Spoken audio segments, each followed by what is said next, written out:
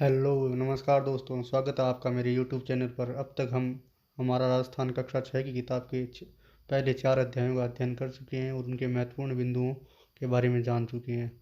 आज के इस वीडियो में हम बात करेंगे हमारा राजस्थान कक्षा 6 की किताब के अध्याय 5 की।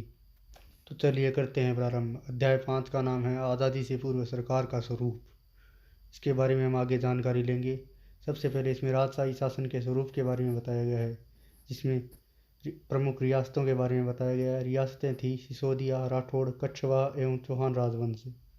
उस समय राजा कौन होता था? राजा राज्य की संपूर्ण सत्ता का सर्वोच्च केंद्र, जो कि सलाहकारों एवं मंत्रियों के सहयोग से शासन का संचालन करता था, उसे ही राजा कहा जाता था। उसके पश्चात आता था मंत्री।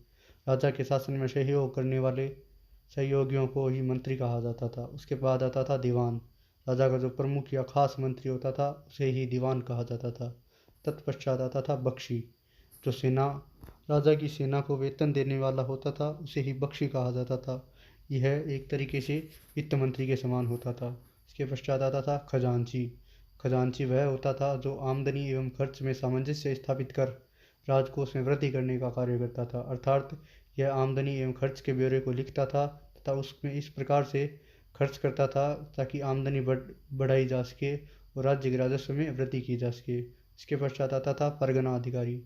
परगना अधिकारी कौन होता था? शांति व्यवस्थापक। उनका कार्य होता था कि राज्य में शांति किस प्रकार से बहाल की जा सके एवं किसी प्रकार से उसे बनाए रखा जा सके।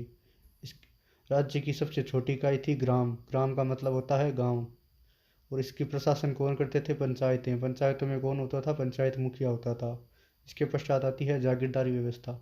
जागीरदार कौन होता था? राजा द्वारा आवंटित भूमि का स्वामी। अर्थात राजा जिस भी व्यक्ति को जिस भी भूमि का या जिस भी गांव का आवंटन करता था, वह वहां का स्वामी कहलाता था। एक प्रकार से राजा के द्वारा नियुक्त किया गया एक महत्वपूर्ण प्रशासनिक अधिकारी होता था।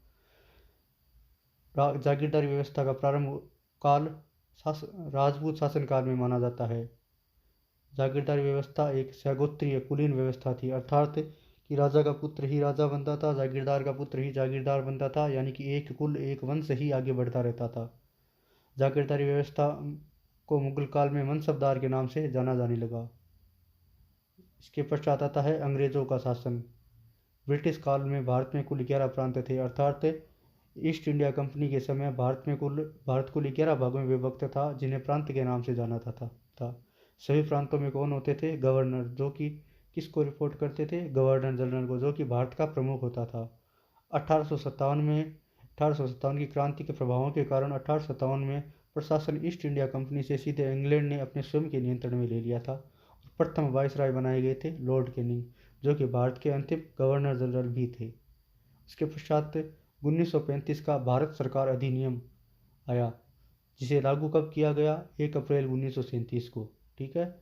इसमें अजमेर एवं मेरवाड़ा के प्रशासन में एक विचित्र परिवर्तन आया, जिसके तहत अजमेर मेरवाड़ा को विदेश एवं राजनीतिक विभाग के स्थान पर भारत सरकार के गृह विभाग के अधीन कर दिया गया था।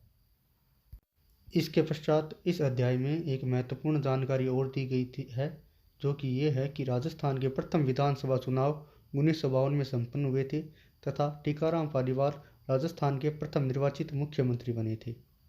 धन्यवाद वीडियो को पूरा देखने के लिए एवं मुझे सुनने के लिए। आपका दिन शुभ एवं मंगलमय हो। धन्यवाद।